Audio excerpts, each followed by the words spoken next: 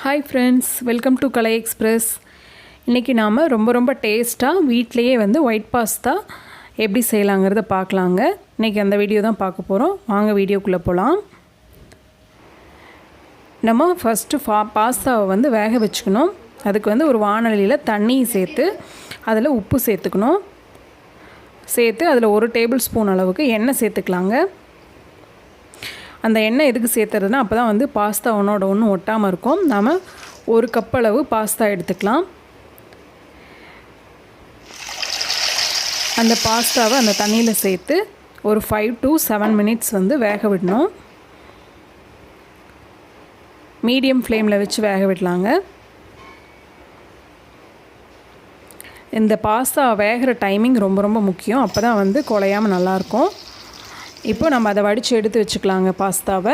இப்போது அந்த வாணலிலேயே நம்ம ஹீட் பண்ணி 2 டேபிள் ஸ்பூன் அளவுக்கு பட்டர் இல்லைன்னா நெய் சேர்த்துக்கலாம். சேர்த்து அதில் 2 டேபிள் ஸ்பூன் அளவுக்கு மைதா சேர்த்துக்கலாங்க. மைதா சேர்த்து நல்லா அது நல்லா கட்டி இல்லாமல் நம்ம நல்லா கலந்து விட்டுக்கிட்டே இருக்கணும். கட்டியாகாமல் பார்த்துக்கணும். இப்போது அதில் நாம் 1 கப் அளவு பால் சேர்த்துக்கலாங்க. பால் சேர்த்து கட்டியாகாமல் நல்லா மிக்ஸ் பண்ணி விட்டுக்கிட்டே இருக்கலாம்.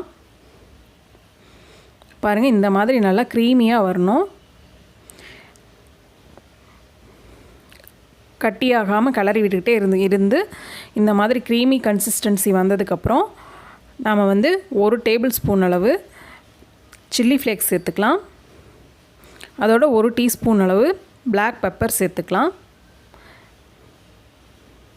சேர்த்து கலந்து விட்டுட்டு நமக்கு இதுக்கு தேவையான அளவு உப்பு சேர்த்துக்கலாங்க.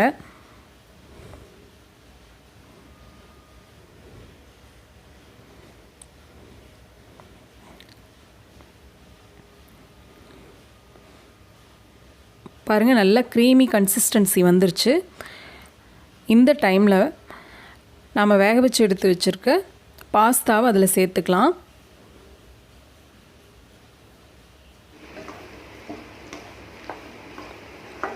சேர்த்து நம்ம ஸ்லோ ஃப்ளேமில் வச்சு நல்லா மிக்ஸ் பண்ணி விட்டுக்கலாங்க.